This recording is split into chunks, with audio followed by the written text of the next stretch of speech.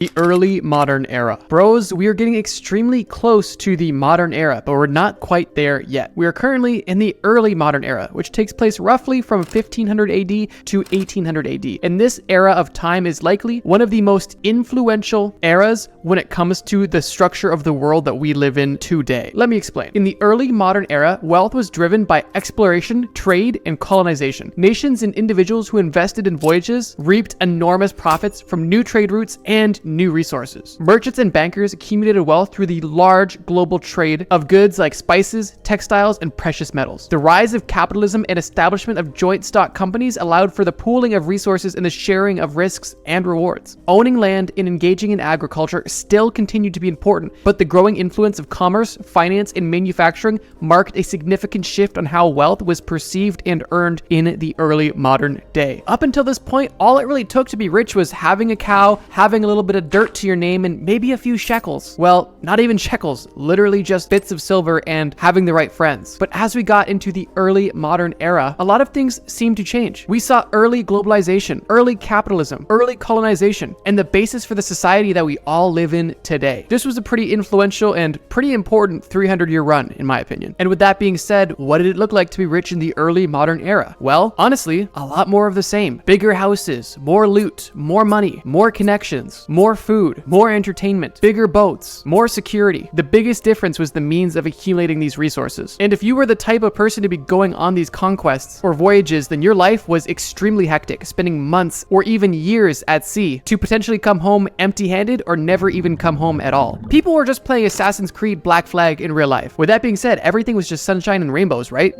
Definitely not, like at all. But we're talking about being rich, so yeah, being rich was pretty awesome almost all the time. And in the early modern era, we saw for almost the first time how being wealthy started to shift. The modern era.